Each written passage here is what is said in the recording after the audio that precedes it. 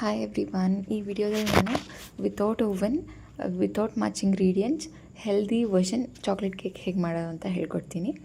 Actually ಹೇಳಬೇಕಂದ್ರೆ ಇದು ನಾನು ಫಸ್ಟ್ ಟೈಮ್ ಟ್ರೈ ಮಾಡಿದ್ದು, ಬಟ್ ತುಂಬ ಚೆನ್ನಾಗಿ ಬಂದಿತ್ತು. ಚೆನ್ನಾಗಿ ಬಂದರೆ ಮಾತ್ರ ಅಪ್ಲೋಡ್ ಮಾಡೋಣ ಅಂತ ವಿಡಿಯೋ ಮಾಡ್ಕೊಂಡಿದ್ದೆ. ಚೆನ್ನಾಗಿ ಬಂದಿದ್ದರಿಂದ ಅಪ್ಲೋಡ್ ಮಾಡ್ತಿದ್ದೀನಿ. ಇದಕ್ಕೆ ನಾನು ಜಾಸ್ತಿ ಇಂಗ್ರೀಡಿಯೆಂಟ್ಸ್ ಏನೂ ಯೂಸ್ ಮಾಡಿಲ್ಲ. ನಾನು ತುಂಬ ವೀಡಿಯೋಸ್ ನೋಡಿದಾಗ ತುಂಬ different types of ingredients use ಮಾಡಿದ್ರು. ನಂಗೆ ಬೇಸಿಕ್ ಇಂಗ್ರೀಡಿಯೆಂಟ್ ಯೂಸ್ ಮಾಡಿ ಹೆಲ್ದಿ ವರ್ಷನ್ ಹೇಗೆ ಮಾಡೋದು ಅಂತ ನಾನು ನೋಡ್ಕೊಂಡು ಈ ಕೇಕ್ನ ಪ್ರಿಪೇರ್ ಮಾಡಿದ್ದೀನಿ. ಸೊ ನಿಮಗೂ ತೋರಿಸ್ತೀನಿ.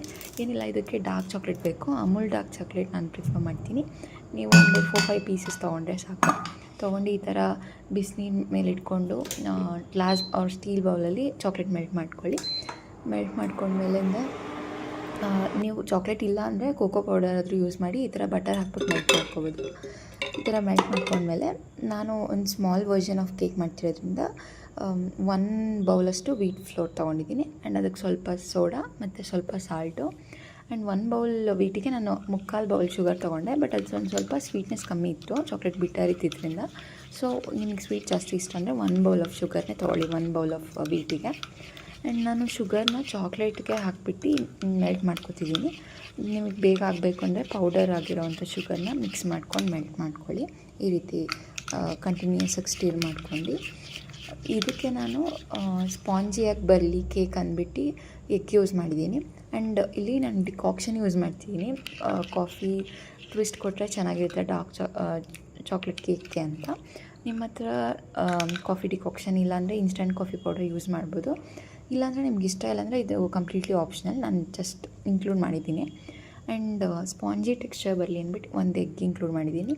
ಎಗ್ ಬೇಡ ಅಂದರೆ ಯೋಗರ್ಟ್ ಅಥವಾ ಕರ್ಡ್ ಯೂಸ್ ಮಾಡ್ಬೋದು.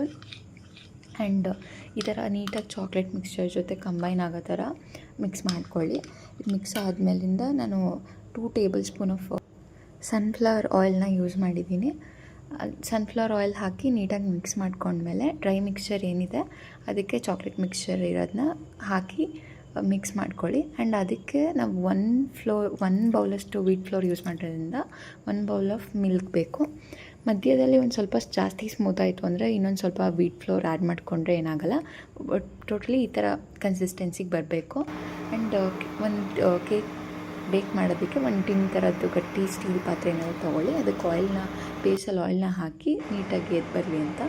ಆ್ಯಂಡ್ ಕಡಾಯಿ ತೊಗೊಂಡಿದ್ದೀನಿ. ಈ ಕಡಾಯಿನ ಫಸ್ಟ್ ನೀವು 5 ಮಿನಿಟ್ಸು ಕೇಕ್ ಟಿನ್ ಪ್ಲೇಸ್ ಮಾಡ್ದಲ್ಲ ಲಿಡ್ ಕ್ಲೋಸ್ ಮಾಡಿ 5 ಮಿನಿಟ್ಸು ಪ್ರೀ ಹೀಟ್ ಮಾಡ್ಕೋಬೇಕಾಗುತ್ತೆ ಹೈ ಫ್ಲೇಮಲ್ಲಿ. ಅದಾದಮೇಲಿಂದ ಲೋ ಫ್ಲೇಮಿಗೆ ಸೆಟ್ ಮಾಡಿ ಕೇಕ್ ಟಿನ್ನ ಪ್ಲೇಸ್ ಮಾಡಿ ಒಂದು 35 to 40 ಮಿನಿಟ್ಸ್ ವೆಯ್ಟ್ ಮಾಡಿ. ಅದು ಚೆನ್ನಾಗಿ ಕುಕ್ ಆದಮೇಲೆ ಈ ಥರ ನೈಫ್ ಅಥವಾ ಟೂತ್ಪಿಕ್ ಇಟ್ಕೊಂಡು ಚುಚ್ಚಿಬಿಟ್ಟು ನೋಡಿ. ಏನು ಚಾಕ್ಲೇಟ್ ಮಿಕ್ಸ್ಚರ್ ಅಂಟ್ಕೊಳ್ಳಿಲ್ಲ ಅಂದರೆ ಚೆನ್ನಾಗಿ ಬೆಂದಿದೆ ಅಂತ. ಬೆಂದಿಲ್ಲ ಅಂದರೆ ಇನ್ನೊಂದು 5 ಮಿನಿಟ್ಸ್ ಸ್ಲೋ ಫ್ಲೇಮಲ್ಲೇ ಲಿಡ್ ಕ್ಲೋಸ್ ಮಾಡಿ ಬೇಯಿಸ್ಕೊಂಡ್ಮೇಲೆ ಈ ಥರ ಕೂಲಾಗಕ್ಕೆ ಸಪ್ರೇಟಾಗಿ ಇಟ್ಬಿಟ್ಟು ಮೇಲೆ ಟಾಪಿಂಗ್ಸಿಗೆ ಇನ್ನೂ ಚಾಕ್ಲೇಟ್ ಬೇಕಿರೋದ್ರಿಂದ ಒಂದು 2-3 ಪೀಸಸ್ ಎತ್ತಿಟ್ಕೊಂಡಿದ್ದೆ. ಅದು ಬಟರ್ ಹಾಕ್ಬಿಟ್ಟು ಮೆಲ್ಟ್ ಮಾಡಿಕೊಂಡೆ. ನೋಡಿ ಸ್ಪಾಂಜಿ ಟೆಕ್ಸ್ಚರಲ್ಲಿ ಬಂದಿದೆ. ಇವಾಗ ನಾನು ಮೆಲ್ಟಾಗಿರೋ ಚಾಕ್ಲೇಟ್ನ ಅದ್ರ ಟಾಪಲ್ಲಿ ಹಾಕಿ ನೀಟಾಗಿ, ಅಂದರೆ ನಾನೊಂದು ಸ್ವಲ್ಪ ಹೋಲ್ಸ್ ಮಾಡಿಕೊಂಡೆ ಕೇಕಲ್ಲಿ, ಸೊ ದಟ್ ಚಾಕ್ಲೇಟ್ ಅಬ್ಸರ್ವ್ ಆಗಲಿ ಕೆಳಗಡೆ ಚೆನ್ನಾಗಿರುತ್ತೆ ಅಂತ ಹಾಕಿ ಆಮೇಲಿಂದ ನೋಡಿ ಕಟ್ ಮಾಡ್ತಿದ್ದೀನಿ. ಎಷ್ಟು ಸ್ಮೂತ್ ಆ್ಯಂಡ್ ಸ್ಪಾಂಜಿಯಾಗಿ ಬಂದಿದೆ. ಆ್ಯಕ್ಚುಲಿ ಬೇಕ್ರಿಲಿ ಮಾಡೋ ಕೇಕ್ಗಿಂತ ತುಂಬ ಚೆನ್ನಾಗಿತ್ತು. ನಮ್ಮ ಮನೇಲಿ ಎಲ್ಲರೂ ಇಷ್ಟಪಟ್ಟರು. ಈವನ್ ವೀಟ್ ಫ್ಲೋರ್ ಯೂಸ್ ಮಾಡಿರೋದ್ರಿಂದ ಅದೊಂಥರ ಹೆಲ್ದಿ ವರ್ಷನ್ನೇ. ಜಾಸ್ತಿ ಏನೋ ಎಕ್ಸ್ಟ್ರಾ ಇಂಗ್ರೀಡಿಯೆಂಟ್ಸ್ ಏನು ಯೂಸ್ ಮಾಡಿಲ್ಲ, ಬೇಸಿಕ್ ಇಂಗ್ರೀಡಿಯೆಂಟ್ಸ್. ನಾನು ಡಿಸ್ಕ್ರಿಪ್ಷನ್ನಲ್ಲಿ ರೆಸಿಪಿ ಡೀಟೇಲ್ಸ್ ಹಾಕಿರ್ತೀನಿ.